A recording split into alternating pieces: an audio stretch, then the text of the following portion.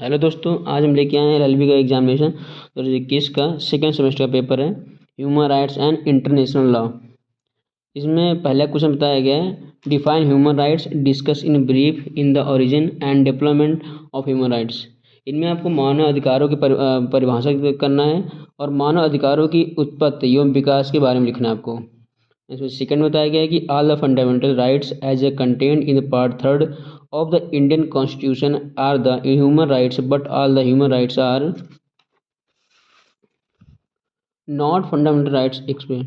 इसमें बताया कि भारतीय संविधान के भाग 3 में वर्णित सभी मौलिक अधिकार मानव अधिकार, परंतु सभी मानव अधिकार मौलिक अधिकार नहीं है। इसमें ये बताना है कि मानव जो संविधान के अनुसार जो मानव अधिकार है उसमें कौन से मानव अधिकार हैं और कौन से मौलिक मानव अधिकार नहीं होते हैं। आपको उसके बारे में एक्सप्लेन कराएं, बताना है।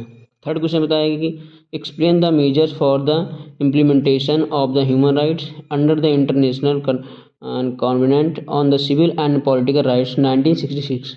इसमें बताया कि सिविल एवं राजनीतिक अधिकारों की अंतर्राष्ट्रीय पर संविदा 1966 के अंतर्गत मानव अधिकारों को क्रियान्वित करने के उपायों के बताने आपके इस बारे में। फोर्थ क्वेश्चन इसमें है, discuss in brief the organization jurisdiction and function of national human rights commission. इसमें आपको बताना है कि राष्ट्रीय मानवाधिकार आयोग के गठन, क्षेत्राधिकार एवं कार्यों के संक्षिप्त में उसके बारे में आपको लिखना पड़ेगा। फिफ्थ क्वेश्चन में दिया गया, give an account of the provisions of universal declaration of human rights 1948, it is a largely binding.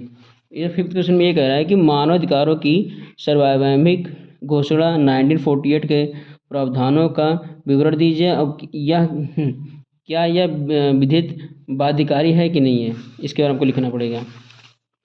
And sixth question बताएगा कि discuss in brief organization jurisdiction and function of national commission for women.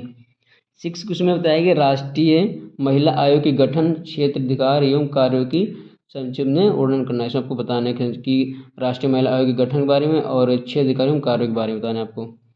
Seventh question में दिया कि with the help of decided cases explain the role of courts in protecting human rights in India. इसमें बताना कि निर्णीत वादों की सहायता से भारत में मानव अधिकारों के संरक्षण में न्यायालयों की भूमिका के बारे में बताना है और उसके बारे में व्याख्या करना है आपको। 8 क्वेश्चन बताया गया इसमें कि discuss the composition and jurisdiction of the European court of human rights. मानवाधिकार